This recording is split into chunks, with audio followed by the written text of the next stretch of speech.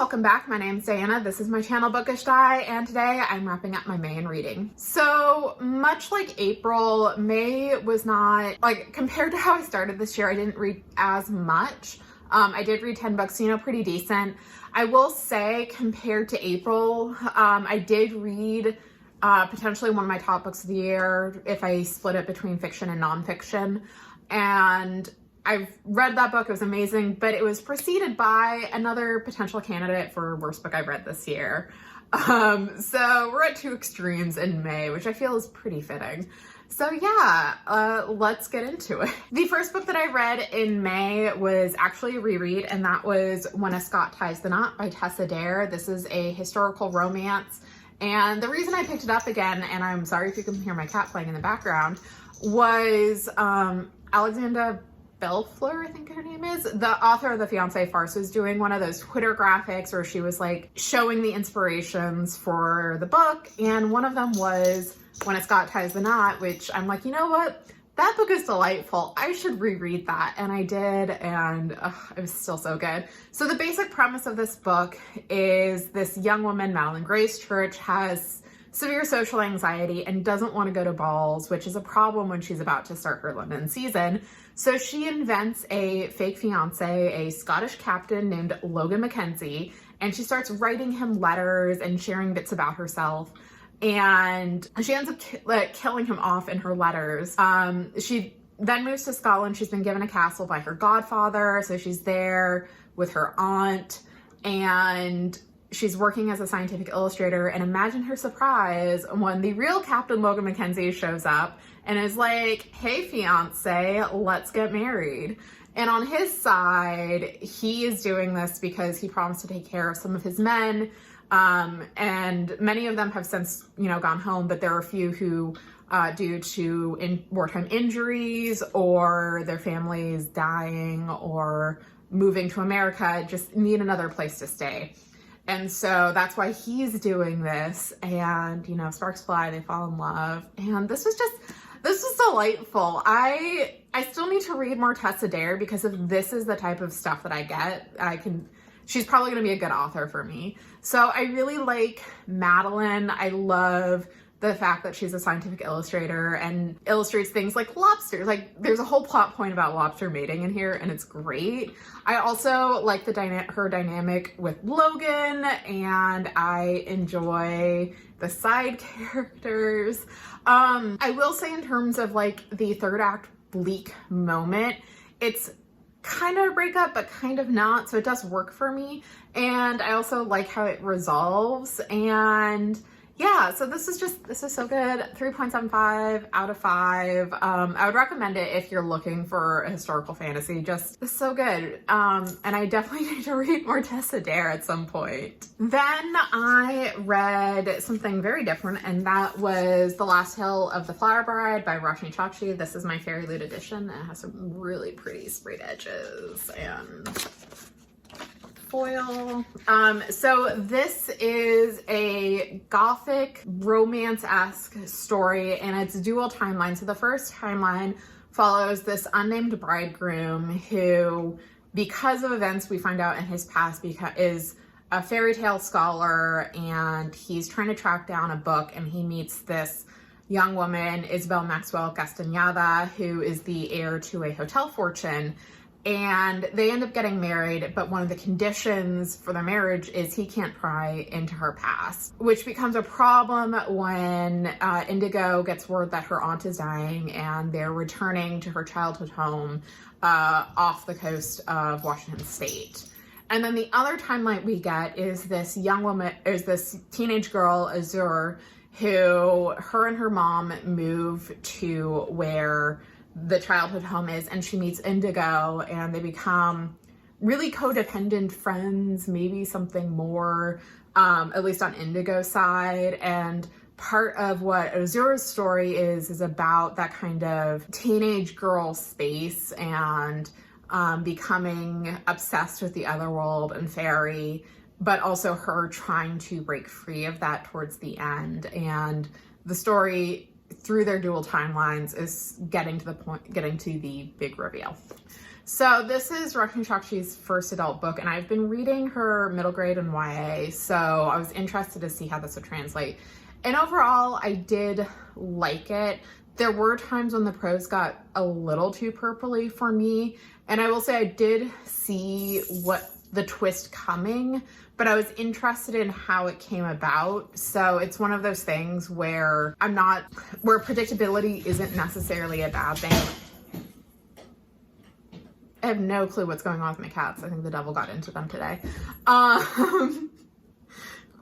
predictability isn't necessarily a bad thing, but it's more of like the execution. So yeah, I will say, God, content warning for attempted grooming, attempted sexual assault, non-consensual drugging, God, teeth is another one. Yeah, so just be aware of that. Yeah, I also like that it's on the shorter side, but I will say the bridegroom for a narrator, he's not as well developed as Azur, and I do think that's deliberate, but it also is a little frustrating because like half the book is from his perspective. So I ended up giving it a 3.75. Like, I enjoyed it. I would definitely be interested in seeing what Roshni Chakshi does in the future for adult books, but I think at this point it's more of a 3.5 than a 3.75. But I prefer her middle grade stuff. Like the Aru Shah books are just really hitting me in a way that this didn't. Then I listened to the audiobook of Into the Riverlands by Nevo, narrated by Sydney Kay. This is the third book in the Singing Hills cycle, and we are following Cleric Chi and their bird companion, Almost Brilliant. And this time they're in the Riverlands, they're collecting stories, and they come across these two young women who defeat this bandit in a tea house, as well as an older couple. And because of the dangers in the Riverlands, they go on a journey together. And during that time, they discuss the history of the Riverlands, the different stories, as well as what's going on with the bandits. So I will say this is good, but compared to kind of like my extreme high of the Empress of Salt and Fortune, as well as like the slightly less high of When the Tiger Came Down to Mountain, this didn't quite hit that. And I think it's because the framing narrative didn't quite work for me as well as the other ones. Like, I did enjoy it. I did like the different character interactions and the exploration of a different part of this country where she lives, and I liked getting more of Almost Brilliant because Almost Brilliant was absent when the tiger came down to the mountain, but it didn't quite hit that high for me, and it was a little bit of a disappointment. Yeah, I don't have too much to say about this. I did give it a 4 stars, so like I did enjoy it. Empress of Salt and Fortune just hit me so hard, and nothing's quite hit that same high. But I will say, if you're looking for something short, if you're looking for like different flavor of fantasy, then definitely check this out. You can read the series in pretty much any order. They're connected through Chi and like the setting, but it's not like Murderbot where like there is an order to the stories and you will probably be lost if you don't read them in order. So yeah, there is a 4th one coming out later this year, which I am looking forward to. It's taking place at the Singing Hills Monastery. So hopefully that that works for me a little bit more than this one. And I don't know, maybe I would need to reread this and see like if it works better on a reread, but yeah, 4 stars. Then it's time for my monthly Kate Daniels fix. I read Magic Slays by Alona Andrews. And so this book picks up a few months after the end of Magic Bleeds. Kate has quit the Order of Merciful Aid and she's starting her own PI business. However, her former employers are bad-mouthing her. She's not having good luck attracting business, but things change when her missing friend Andrea comes back along with her hell poodle Grendel. And then a private military contracting group, the Red Guard, come and ask Kate to solve a mystery of a missing inventor they were hired to guard. What it turns out, however, is that the inventor is leading her to intersect with this extreme pro-human, anti-magic group that has infiltrated a bunch of different organizations, and it's leading to a pretty climactic showdown. Oh, and she's also kind of figuring out her place in the pack as Curran's consort. So I love this. I'm a broken record with these books. These are so much fun. They're so great. I love Kate. I love the side characters. Her relationship with Curran in this book was fantastic. I just really like their dynamic and like the fact that even when they disagree, it's coming from a place of respect, and they're both not great at this, but they're trying to work it out. I also really like seeing Kate's relationships with other members of the pack. So we have Derek, we have Escazia, who is this new young hyena who is learning the ins and outs of being part of the pack. You have Andrea coming back. You have Samaine. You have more information about the witches who we met a few books ago, and learning more about like the different magic communities in here. And yeah, this is just so much fun. Oh, and we got more Julie, and also some more information about Kate and her father. And there's like this, it's a bit of a wham episode for her because she finds out something about her mother and the man that raised her, Voron, and it really shifts how she views things. And I'm interested to see how that carries on. I've heard from folks in the Discord that the next book, Magic Rises, I probably won't like it as much because Curran is going to get back on my you're on thin fucking ice lion mode instead of like, oh, good kitty, which anyway, I gave this 4.25 out of 5. This is probably my favorite of the ones that I've read so far. And yeah, I enjoyed this. This is so much fun. I'm really looking forward to my next Kate Daniels fix later this month. I did have a second Kate Daniels fix in May, and this was Small Magics, also by Alana Andrews.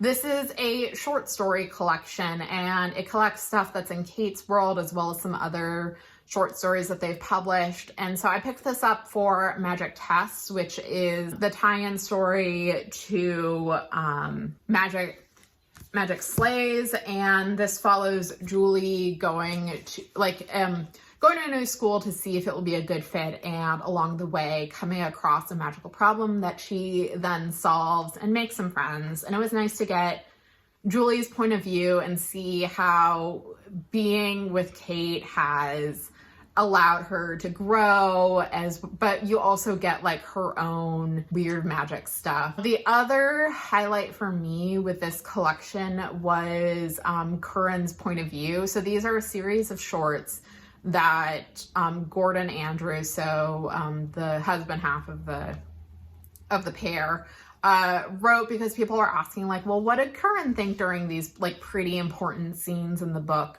And so we get that, and they're pretty interesting, getting his perspective on Kate and their relationship, and also finding out some things that were alluded to, like in Magic Bleeds, like why he didn't show up for dinner, what happened before that, and also Curran finding out about Kate's backstory, which during that story, this is going to tickle me forever. He is a great big sea fan, and for folks who don't know who they are a Newfoundland band who specialize in sea shanties and work songs, and it amuses me so much that Curran likes a sea shanty. Like, good for you. Sea shanties are great. Love that for you. There were some short stories that didn't quite work for me. I think it's Small Graces was one. And that one I don't think takes place in the Kate Daniels universe, but it was like kind of a love story between a revenant and a witch. And the love story just didn't work out. There was one about a transformed pig, which is kind of cute. But yeah, the main draw for me was Magic Tests and the Curran's point of view stories. Like, those worked really well for me. So overall, I'll give the collection 4 stars. The good outweighed the bad. And again, I really enjoy the fact that Curran loves a sea shanty. It makes me so happy for some reason. I don't know why. Then I read Velocity Weapon by Megan O'Keefe. This is a start to a space opera trilogy. And I read this because it was the series buddy read pick in Angela at Literature Science Alliance Discord. And I ended up doing a live show with her and Stephanie from Stephanie Richard Reads, I think, for the patrons, which was fun. And so this book follows 3 points of view. The first, Sanda, she's a soldier for Eta Prime, and she and the starfighters are fighting against Icaron, which is another planet in the system, and her ship is damaged. She goes into escape pod, and she wakes up without one of her legs, and finding out that she's 200 years in the future, and the planets are gone. There was a weapon that wiped everyone out.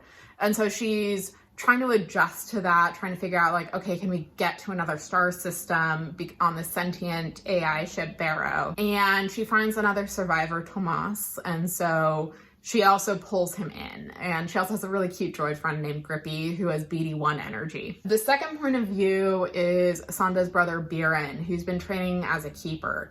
And in the world of Velocity Weapon, there are these gates that allow for interstellar travel, and the knowledge to create these gates is split into 5, and it's embedded in these keeper chips. And so Biren has been training to be a keeper, and his story picks up on his graduation, but that's when he gets news about Sanda's ship being destroyed and her presumed death.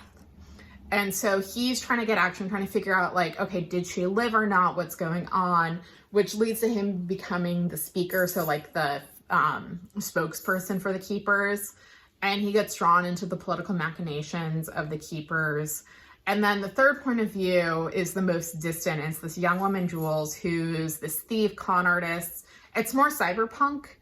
And she and her crew are doing the score, and they find a secret lab with information, and there's a mysterious liquid that she spills on her, and things just go downhill for her.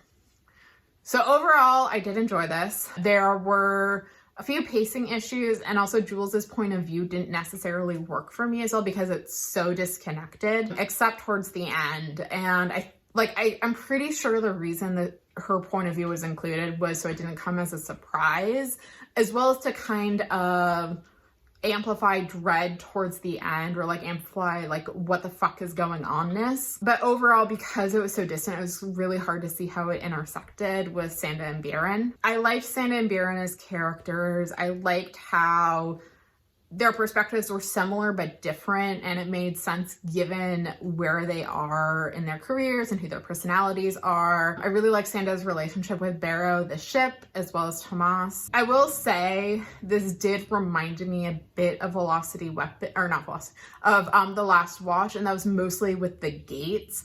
And I do think they have different vibes. So like Velocity Weapon is more space opera, whereas The Last Watch read a little bit more military sci-fi. Some things that I do have questions about, which I hope get addressed in the later books, is everything is very focused on Eta Prime, so we don't really get any perspective about Ikarion, so the other planet in the system, what their deal is, why they're fighting, and I'm hoping that we get more information about that, and I'll actually be really disappointed if we don't, because right now they're just kind of like a straw antagonist. Like, I don't know anything about them or like what their motivations are, which just, it makes it difficult to kind of conceptualize the conflict. And maybe that's the point with this book, because of how like Sanda and Biren's positions and like who they are, and they're not really concerned about Ikarion, except their fact like they're attacking Eta supremacy. They want a gate. So yeah, overall, I liked it. I gave it 4 out of 5 stars. I would definitely recommend it if you're looking for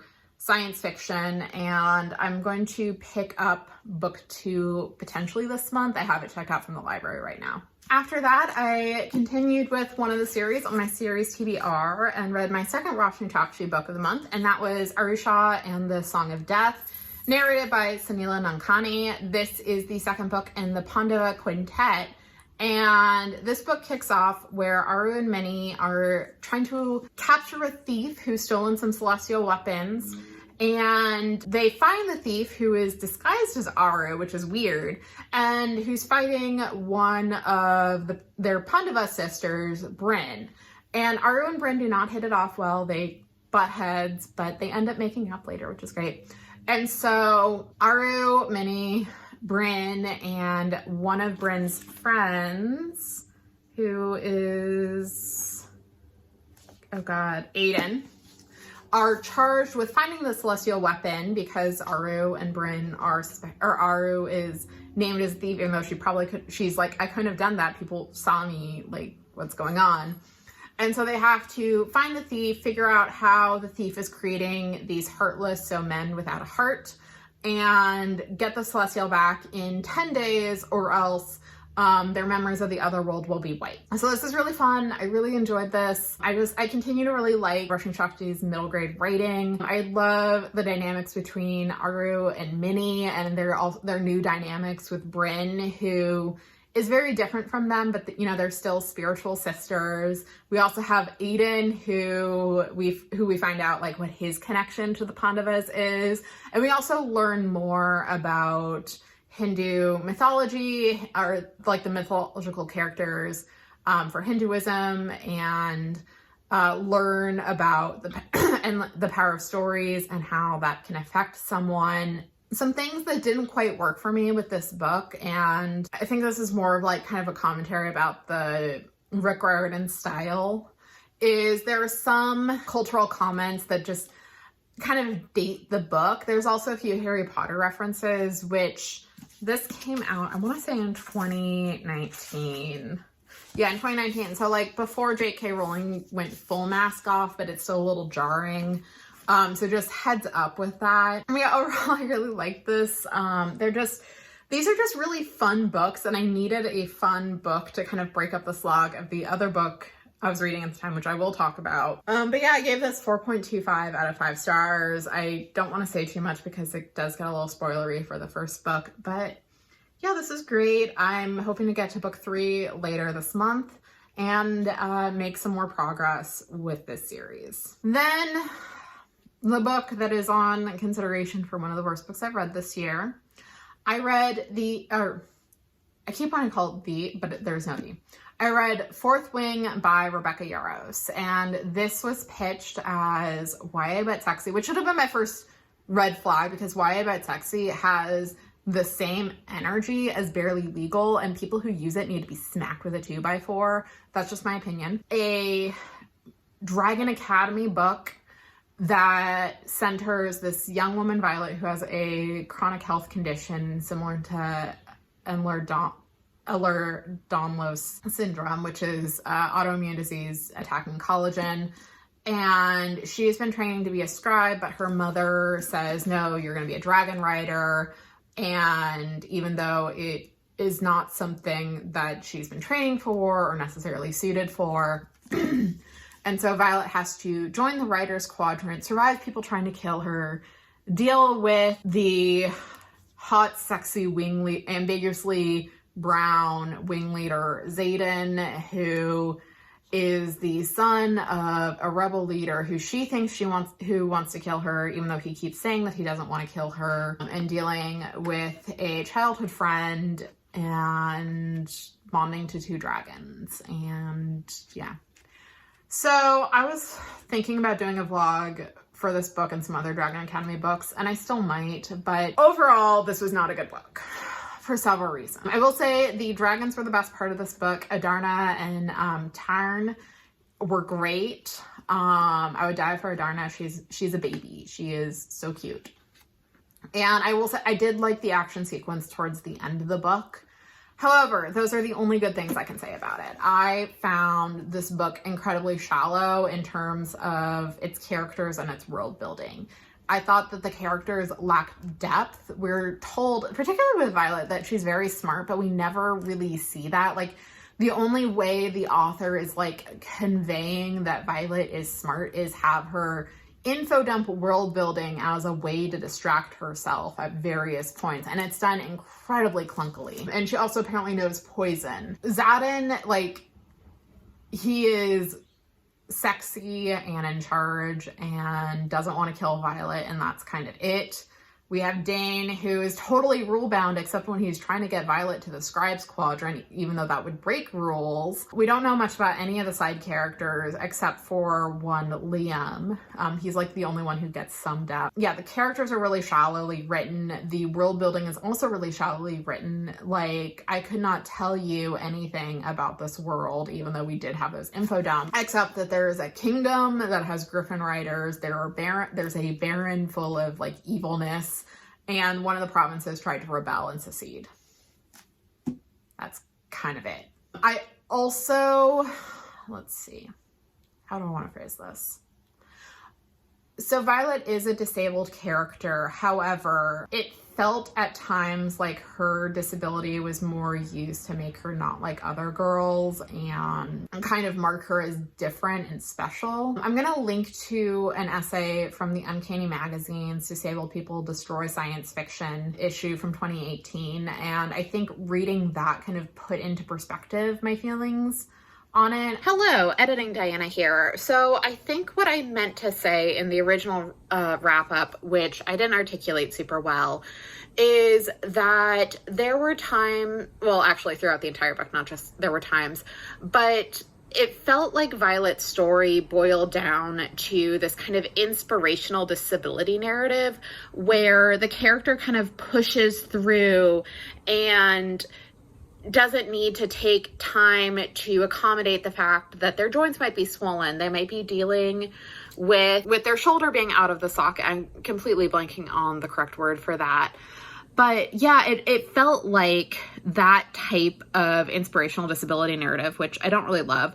I also found that it was a missed opportunity to kind of show Violet being smart. Because as I mentioned in the initial review, one of my big frustrations is we are told that Violet is smart and we rarely see it. So we know that Violet is supposedly really good with poisons. One of the things that Euros could have done to show us kind of Violet taking initiative on her disability, as well as showing some of her intelligence, is maybe concocting pain relief potions or pain relief salves that she uses so that she doesn't need to go to the healers, but, you know, she's dealing with what happens to her body when she's doing these physical acts that she tells us repeatedly, oh, well, I'm too frail for, oh, this isn't something that my body can easily handle.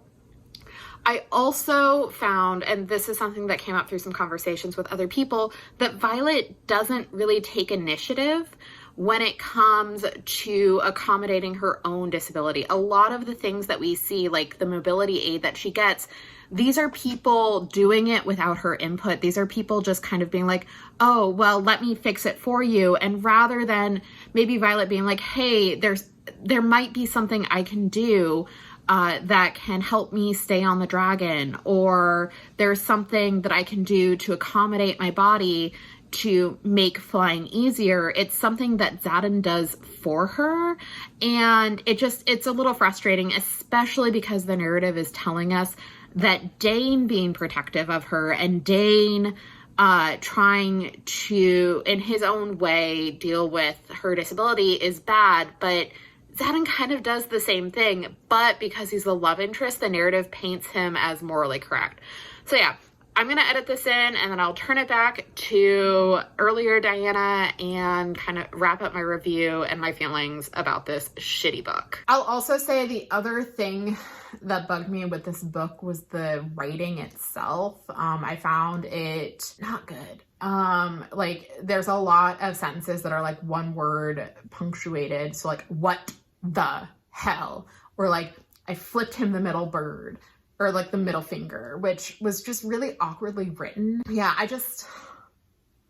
didn't like this book. I gave it a 1.5 out of 5 stars. So like not as bad as Akatar, and that's mostly because of the dragons, but I will probably not continue with this series. It was not good. After I finished Fourth Wing, I needed something completely different. So I listened to We Were Once a Family, a story of love, death, and child removal in America, by Roxana Asgharian, narrated by Suela El Attar. This is a new nonfiction release, and it is focused on the child foster care system in the United States, particularly in Texas. And the catalyst for this book is the murder of 6 adopted Black and biracial children by their white adopted mothers, Sarah and Jessica Hart. And this happened in 2018, and a lot of focus has been on the 2 adult women who adopted these children and like what finally cracked, because it turned out that there had been a history of child welfare complaints and that they had moved several times to kind of escape them, and what precipitated the murder of their children and themselves was another child welfare check. And so Askarian her background as a court reporter particularly focused on the juvenile justice system in Texas, specifically Harris County, where the children were adopted from. And so this book is less about the Harts and more about the birth families of the children. So she goes and meets the 2 birth families and gets their stories and follows how the children ended up in the foster care system in the first place and kind of the systems that led to this point. So it's more focused on the systemic failures and makes a case for abolishing the way the child welfare is as it currently is. This was a very good book. It was very heavy. So like content warnings for sexual assault, child abuse, marital abuse, drug use, prison, industrial complex. Yeah, I'm definitely missing some, but the reporting of this book was really good, and I really liked Askarian's choice to center the birth families and give them a voice. And kind of talk about how it was a series of systemic failures that led to that point. So for example, 3 of the children, their aunt had been trying to get custody of them and was suing to get custody. And the adoption by the Harts should never have gone through because there was outstanding court case about the adoption. However, the way the legal system is set up is it's trying to get kids out of the foster care system as soon as possible, which led to them being adopted by this white couple, which already had a child welfare complaint against them. So it was a very infuriating book as well. Just it goes into the history of the juvenile justice system as well as the child welfare system. So talking about how orphanages came about, talking about removal of indigenous children, both in the past with the residential schools, as well as the events that led to the Indian Child Welfare Act. It goes into kind of the history of Black Houston and Black Texans. Yeah, this was overall a very good book, but incredibly heavy. You definitely need to be in the right headspace for it. I gave this a 4.75 out of 5. Definitely one of the better nonfiction books that I've read this year, and I would definitely be interested in reading more of what Askarian has written. The last book that I read in May was Venko by Sherry Dameline.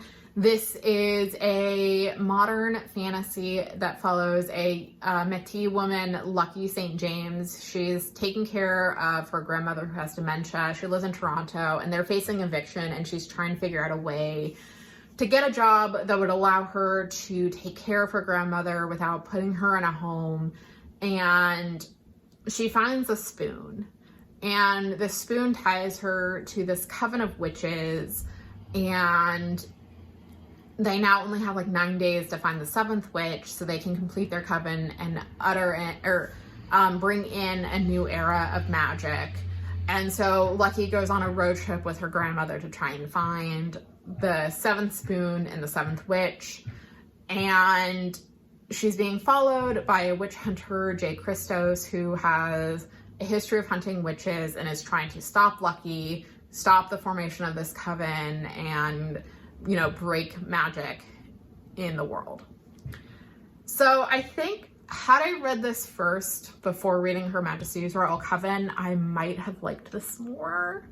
And I think it's because they are trying to do 2 different things, but they are very similar in the fact that they are modern magic books focusing on covens, focusing on people joining the covens, but whereas Her Majesty's Royal Coven was kind of focused on, yes, we're all technically women, but we all have different experiences, and that influences who we are. So you have Lonnie, the Black Witch, who breaks away and forms her own intersectional coven that includes more people of color, trans and non-binary witches, and you have, oh god, I'm completely blanking on the main witch, or on the head witch, but you have like the issue of TERFs and like guarding whiteness, and kind of white women would be willing to make a deal with the devil rather than accept trans women.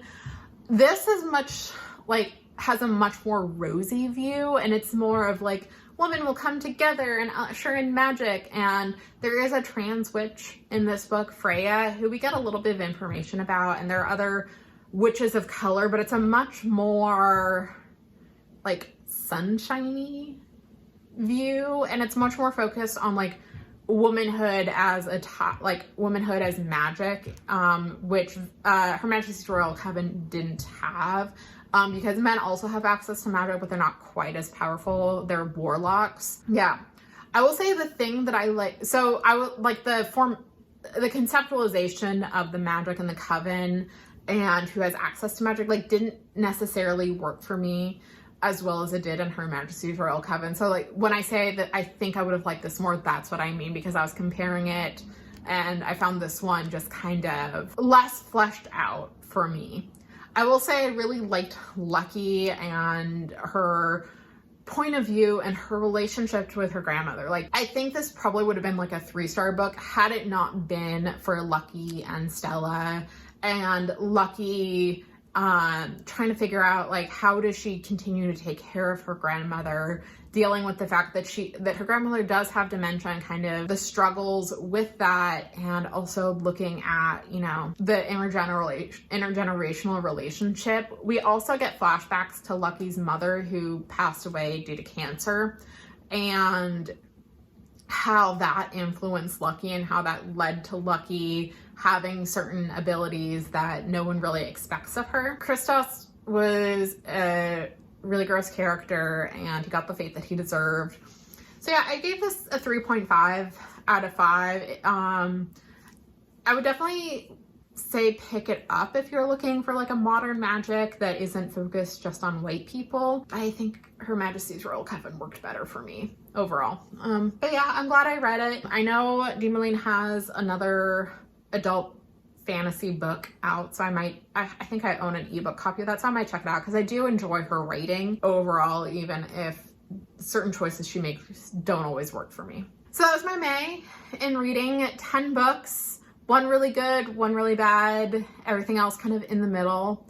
So have you read any of these books? Do you have any opinions about Fourth Wing? Although I feel like that's opening up a can of worms I don't necessarily want. Have you read Venko and have thoughts on it? Let me know in the comments below, and if you enjoy what you see, please like and subscribe.